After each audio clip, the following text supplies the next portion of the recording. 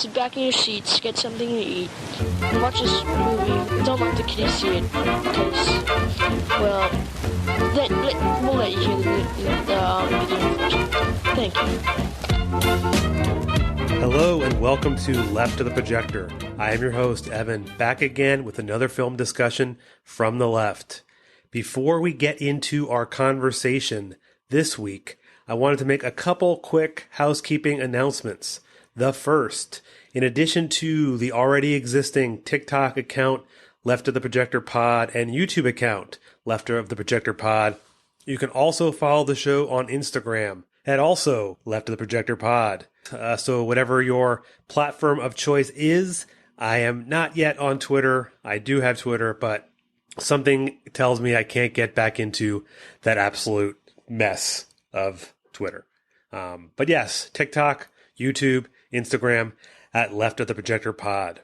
This week, I come to you with a bonus episode. So in between our regularly scheduled guest-filled episodes, I'm going to be talking about one of the greatest horror movies of all time.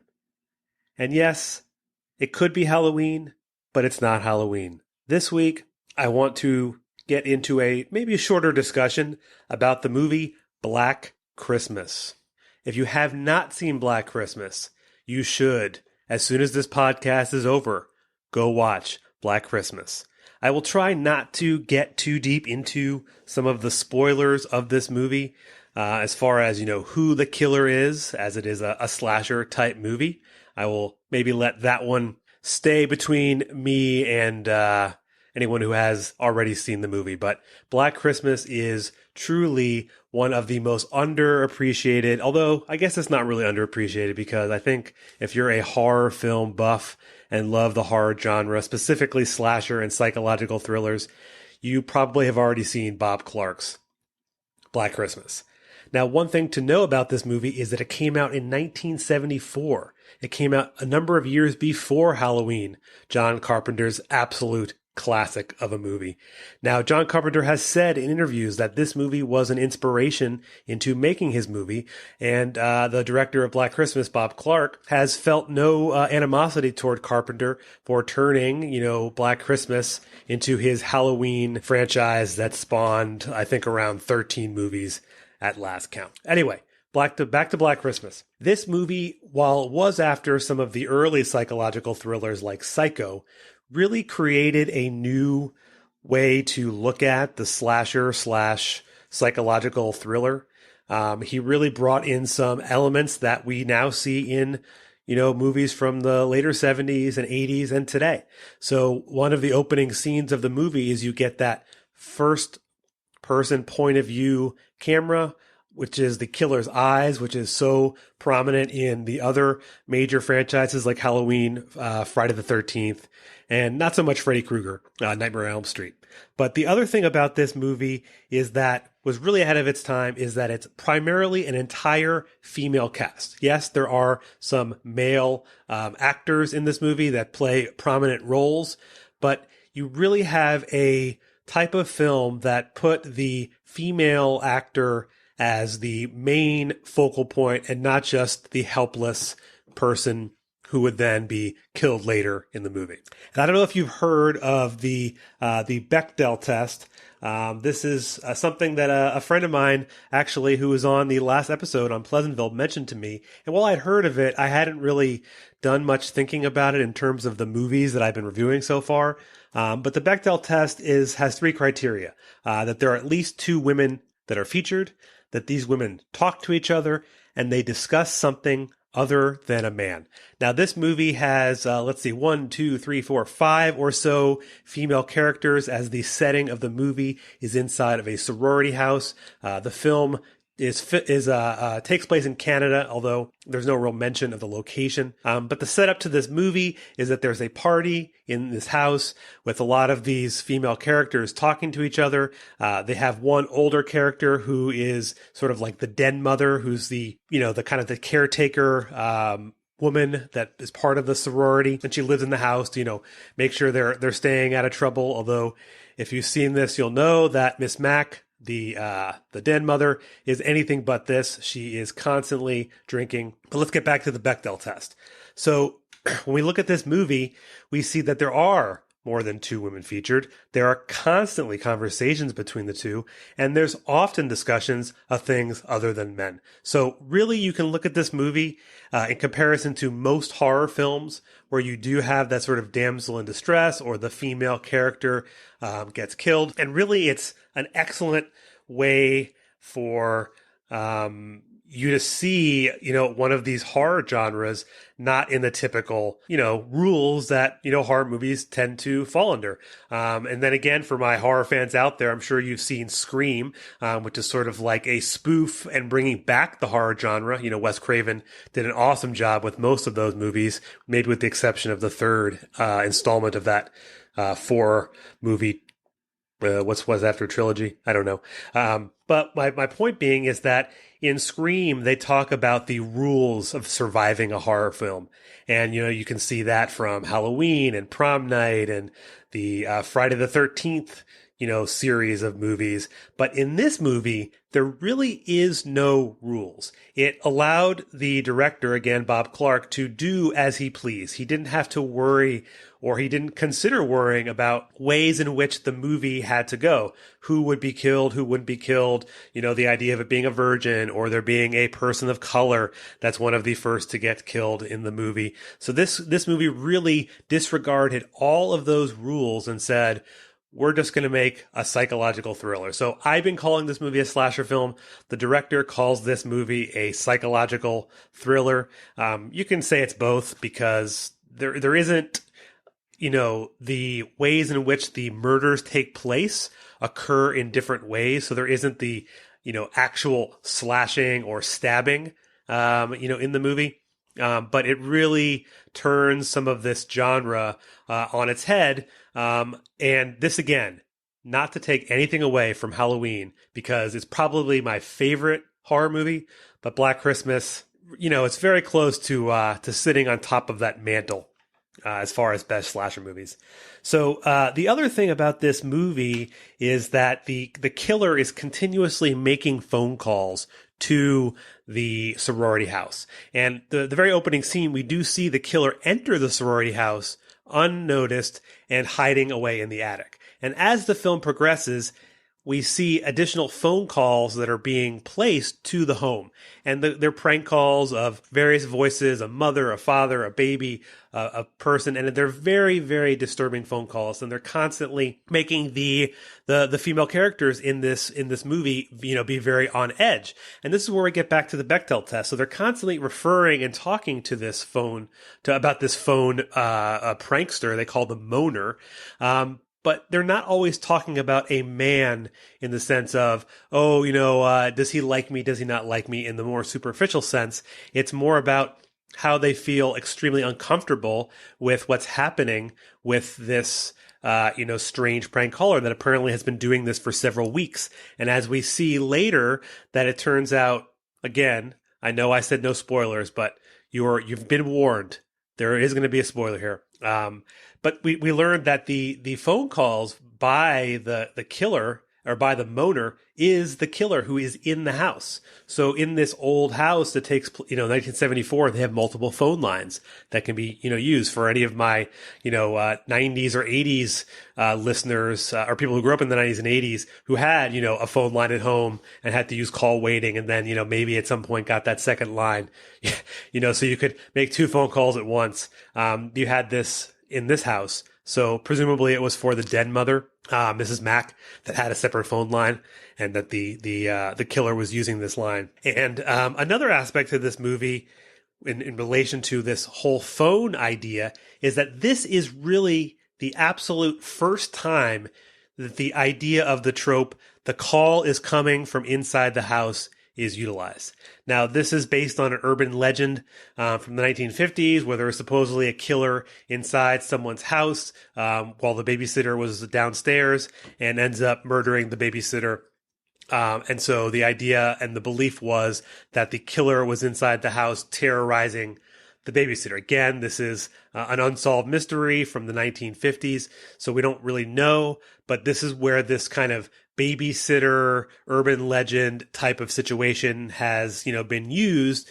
We see this in other movies later on, but this is the first time in a horror movie where you have the phrase or the line, "The call is coming from inside the house." I'll get Phil and Bob. No, don't do that, Jess. Jess, the caller is in the house. The calls are coming from the house. Jess! Jess, get up! And don't go up there. Don't go upstairs, Jess. Miss Bradford! Miss Bradford!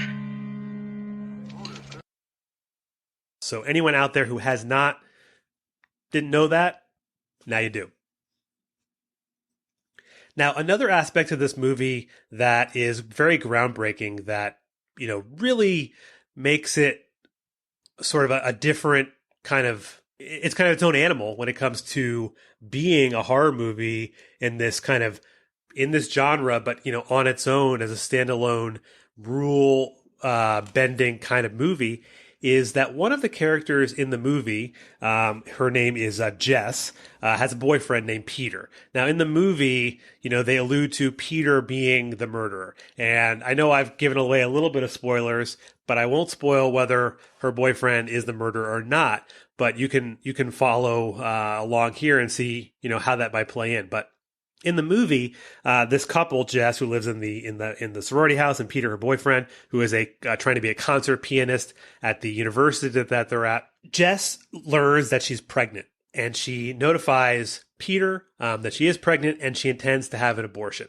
Now, I don't know about you, but I cannot think of any movies from the 1970s or earlier, especially, or even the 1980s, where, especially in a movie that's not a drama movie, or, a movie where this might be more commonly introduced. But the idea of bringing up abortion in a horror movie is something that I don't think anyone had seen until this point, and I don't think that anyone has brought up in a horror movie since then.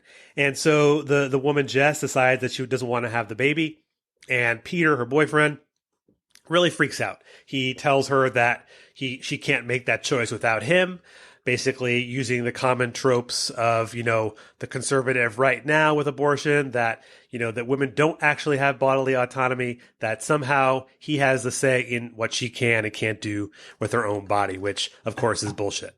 So, she confronts him about this, and then later in the movie, when she returns home again, Peter is there waiting for her in kind of a surprise scene where, you believe that she might, about to be killed. Peter is kind of waiting in the house for her, and he again kind of threatens her, saying that, she cannot terminate the pregnancy. You selfish bitch. You're talking about killing our baby as though you were having a wart removed. Now can you see why I didn't want to tell you? What the hell are you trying to do to me? What are you doing to yourself? Jess, let's get one thing straight. You are not going to abort that baby. Peter, you're not going to tell me what I can and cannot do. Jess, if you try getting an abortion... I think you better leave. If you try getting an abortion... I said get out.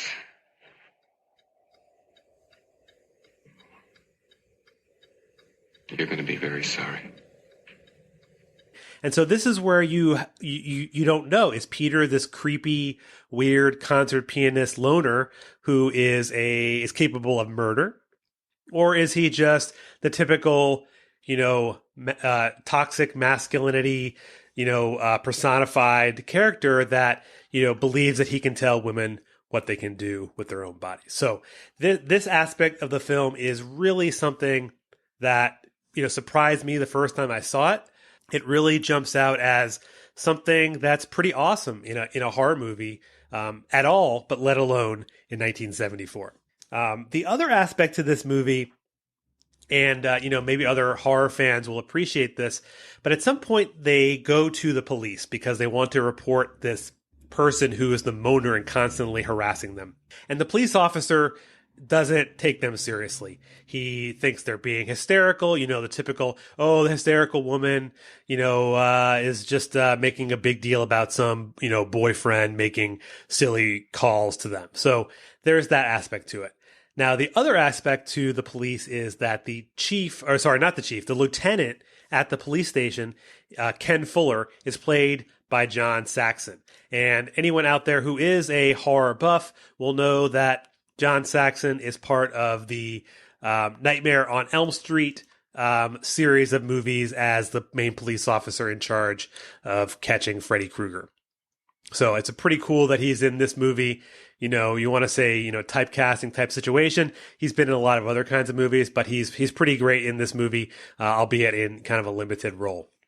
But to get back to the police aspect, there is this sense that these women are not telling the truth. They're not to be believed. They're hysterical. And so because of the police's inaction, we end up seeing several more of the women in this home are murdered. Whether or not the police would have been able to prevent it had they taken it seriously, probably not. But they definitely could have begun to consider their problem and done something about it. And what ends up really does happening is that we learn about midway in this movie is that a small 13-year-old girl is murdered and left in the park. And they do a search to find her, and we don't know until later that the killer is the same one of this child as all the other women. But with this, raised tensions, the police decide to take things a bit more seriously. And also, one of the fathers of the first women who was murdered in this movie, Claire, the father is there to meet her and to take her presumably home, for the holiday break, as the title entails, Black Christmas. It takes place around Christmas.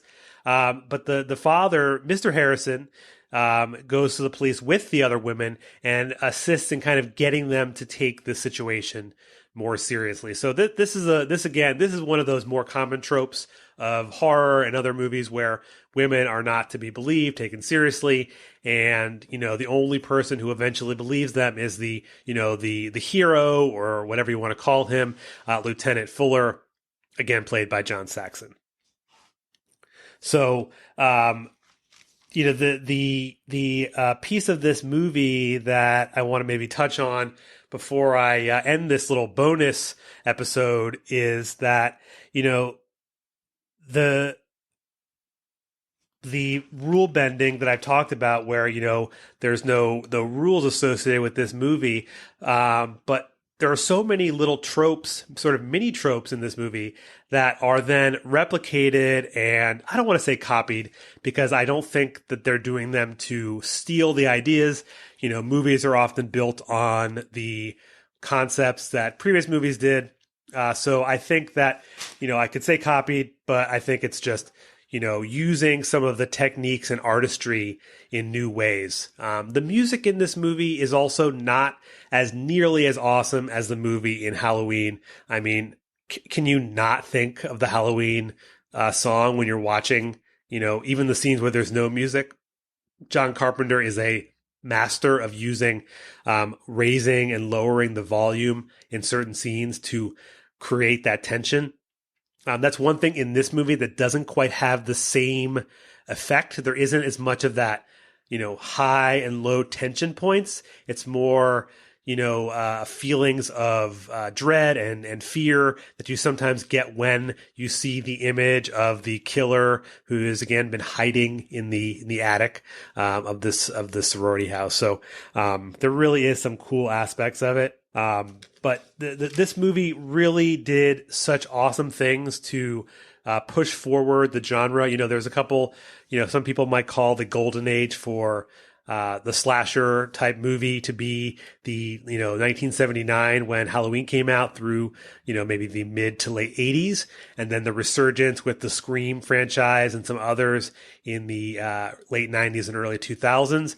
But I think you really should go back to 1974 and say that this might have been the unlocking of the psychological slasher horror film genre. So I really wanted to just hop in for this little bonus episode to talk about a movie that came up for me just recently, doing a rewatch, recommending it to some friends who had not seen it. I actually hadn't seen this movie until a couple of years ago, and I know that's kind of sad considering I call myself a horror fan, especially the slasher genre. So I'm glad that I did finally catch this movie, and I recommend anyone to watch this movie. I believe you can watch it for free on Peacock and a couple other websites out there, without having to pay for it. I believe it used to be only on AMC Plus, but now you can get your Black Christmas fill. And make sure you do not watch the remakes that happened, I believe, in 2007 and 2018 or 19 or so. From my understanding, because I, until this point, refused to see them, they are apparently absolute dog shit. So I'd steer clear of those. If you're a completionist and you love Black Christmas and you want to see those movies, check them out. And if you do, hit me up on Instagram, TikTok, and let me know what you think. I just posted a video about this movie in a much shorter format, about a minute long, just telling you how great Black Christmas is, as I've now spent the last 20 or so minutes doing. Thank you for your support and listening to Left of the Projector. I am Evan, your host. Have a great one.